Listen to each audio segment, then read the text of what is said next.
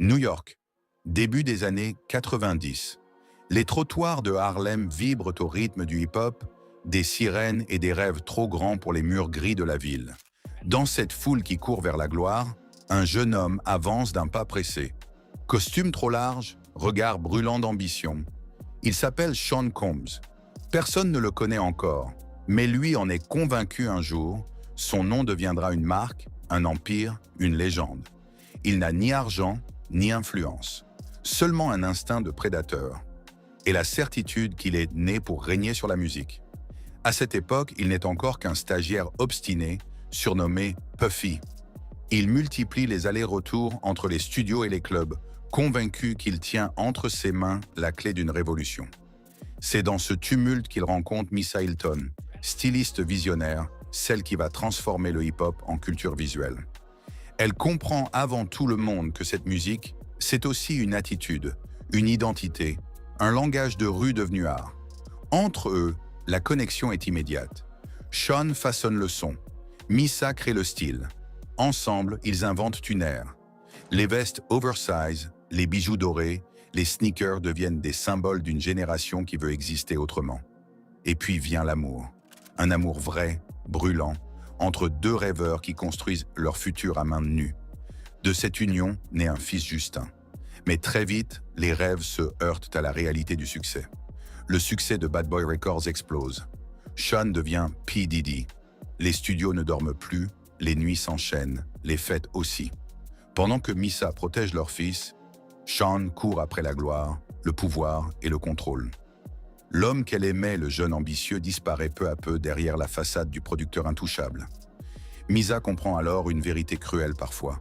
La célébrité ne sépare pas les corps mais les âmes. Elle choisit le silence, la dignité et s'éloigne sans bruit. Elle sait qu'elle vient d'assister à la naissance d'un mythe, mais aussi à la mort d'un amour. Quelques années plus tard, Kim Porter entre dans sa vie, ancienne mannequin, douce, calme, ancrée dans la réalité. Là où tout le monde cherche à briller, elle ne cherche qu'à être vraie. Avec elle, Diddy retrouve un équilibre.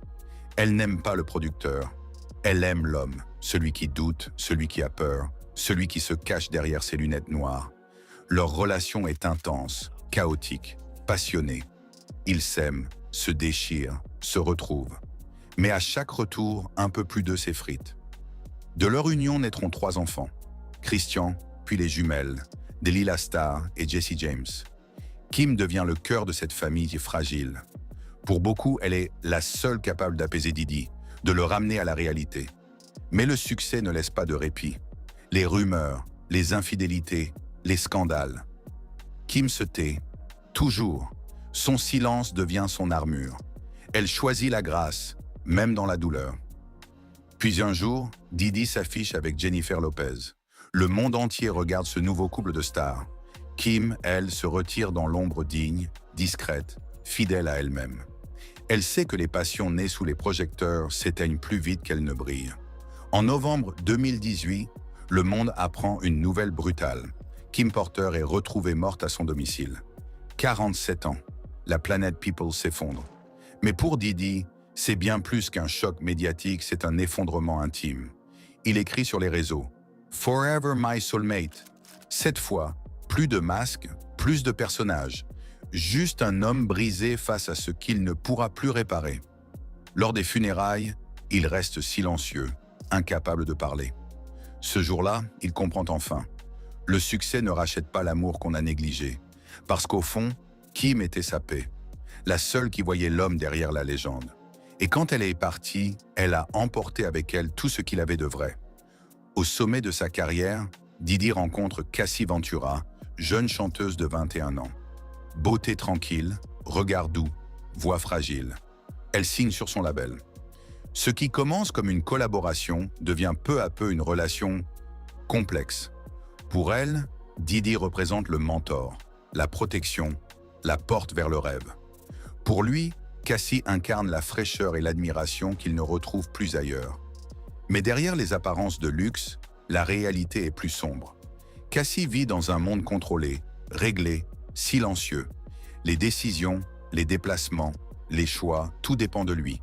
Elle sourit mais s'éteint. Son art s'arrête, sa voix disparaît. Le glamour devient une prison dorée. En 2018, après plus de 10 ans, Cassie part.